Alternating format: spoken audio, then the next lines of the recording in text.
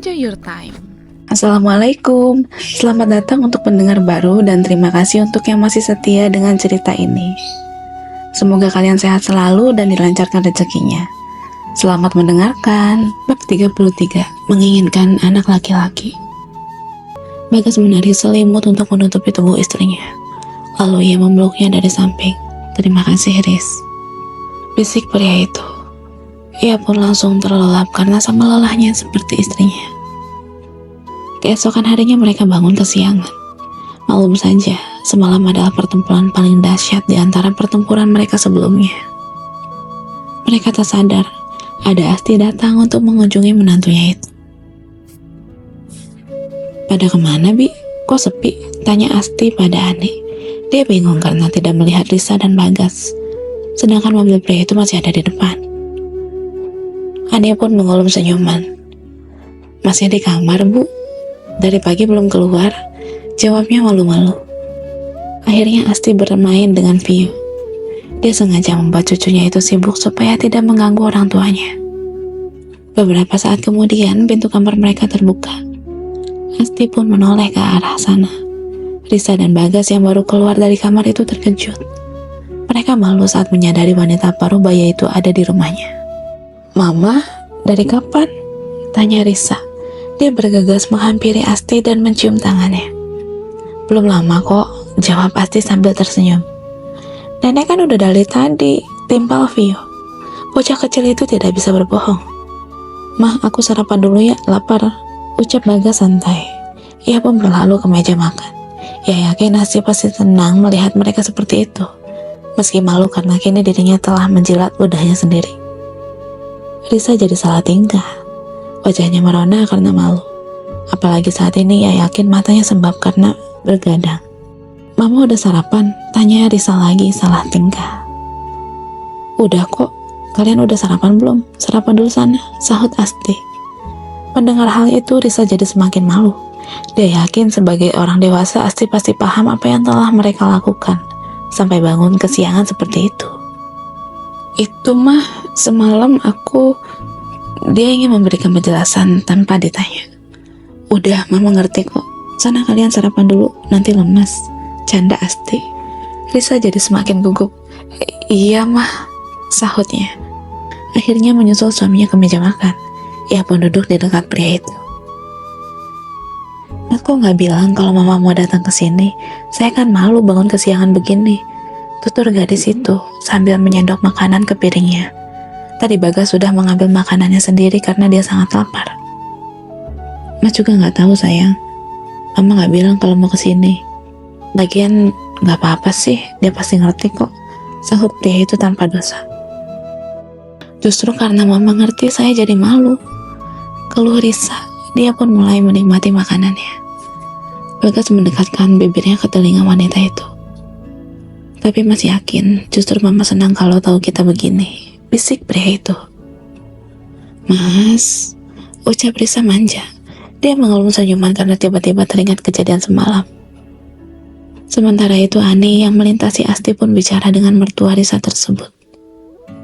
"Makin lengket, Bu," ucapnya sambil tersenyum. "Alhamdulillah ya, Bi. Saya nggak nyangka bakalan secepat ini. Lihat mereka mesra begitu, saya jadi tenang. Jujur aja awalnya saya sempat khawatir. Takut mereka nggak akan bisa akur," tutur Asti. Dia sempat mengira hubungan mereka akan alot, sebab keduanya sama-sama tidak menginginkan pernikahan tersebut. "Sebenarnya saya juga sempat mikir gitu, Bu. Dari awal, Nodisa juga ogah-ogahan, sedangkan Pak Bagasnya cuek banget. Entah kena angin apa Bapak tiba-tiba mesra gitu. Tapi kalau saya ingat sih, perubahannya setelah 7 harian itu." Asti tanpa berpikir. Dia mendongakkan kepala karena mengingat sesuatu. "Oh, saya ingat, Bi. Kalau nggak salah waktu itu ada temannya Bagas namanya Ari. Dia ngegodain Risa kan?" "Oh iya bener, Bu. Bahkan Mas Ari sempat nanya-nanya ke Bibi. Kayaknya dia emang naksir sama Norisa," ujar Ani. "Berarti Bapak cemburu ya lihat istrinya digoda cowok lain?" tanyanya. "Bisa jadi, lelaki itu kan harga dirinya tinggi. Mana mau dia kalau istrinya diganggu lelaki lain," Meski belum cinta, tapi jiwa persaingan bisa mengalahkan ego, Bi. Jelas Asti. Mungkin karena hal itu, egonya jadi terpancing. Terus dia akhirnya nekat dan malah keterusan. Hehehe. Canda wanita paruh baya itu. Hehehe. Ibu bisa aja. Tapi emang bener sih, sejak saat itu tiap malam bapak gak mau diganggu. Malah sekarang tuh sering banget berduaan di kamar dari sore-sore. Tutur Ani. Syukurlah, Bi. Saya seneng banget dengernya. Mudah-mudahan hubungan mereka ke depannya bisa lebih erat lagi ya, Bi. Saya yakin Rina juga pasti bahagia kalau tahu ini. Apalagi kalau lihat Vio juga happy, ucap Asti sambil mengusap kepala cucunya. Setelah selesai sarapan, Risa dan Bagas menghampiri Asti dan bergabung duduk di ruang tengah. Mamanya Bagas pun bertanya, "Kamu gak kerja, Gas?" Pria itu berdehem sebelum menjawab, "Hari ini berangkat agak siang, Mah. Lagi kurang enak badan," jawabnya. Sebenarnya dia ingin libur saja karena lelah. Namun dia sadar dirinya memiliki kewajiban. Akhirnya pria itu izin untuk datang ke kantor setengah hari. Meski begitu, dia tetap melaksanakan tugas yang bisa ia kerjakan dari rumah, supaya semuanya tetap bisa berjalan lancar. Ya kalau lagi gak enak badan mah libur aja sekalian, ngapain masih kerja? Sindir Asti sambil memicingkan matanya. Gak bisa, Mah. Lagi banyak kerjaan yang harus aku beresin. Soalnya minggu depan kami mau pergi bulan madu, jawab pria itu sambil tersenyum. Risa langsung menoleh ke arah suaminya. Dia tak menyangka jika Bagas akan terang-terangan bicara seperti itu. Kenapa harus bilang bulan madu sih? Gak enak banget didengarnya, batin gadis tersebut. Namun Bagas malah merangkul Risa dan menariknya ke pelukan. Vio udah lama pengen jalan-jalan, jadi aku pikir sekalian aja bulan madu, ucapnya. Loh, bulan madu kok ngajak Vio? Nanti kalian gak bisa menikmati momennya dong, tanya Asti. Gak apa-apa, Mah, kan sebenarnya tujuan utamanya mau ngajak Vio jalan-jalan, sahut Risa cepat. Tapi namanya bulan madu itu harusnya kalian fokus berdua aja, biar bisa membuahkan hasil. Kan Vio juga pasti senang kalau kalian bisa bawa oleh-oleh adik, tutur Asti. Risa langsung salah tingkah mendengarnya. Hal itu terlalu canggung untuk dibicarakan menurutnya. Sementara Bagas senyumannya malah semakin lebar. Kalau masalah itu sih gak perlu bulan madu, Mah. Di rumah juga masih bisa, ucap Bagas bangga. Mas, tegur Risa malu-malu. Asti tersenyum mendengarnya. Iya, Mama percaya kok. Apalagi kalian masih sama-sama muda, masih produktif. Tapi Risa, kamu gak apa-apa kan kalau hamil? Tanyanya. Dia khawatir jika menantunya itu belum siap. Tubuh Risa panas dingin. Dia sendiri bingung apakah dirinya sudah siap atau belum. Apalagi sebelumnya ia belum melakukan persiapan apapun karena pernikahannya ini mendadak.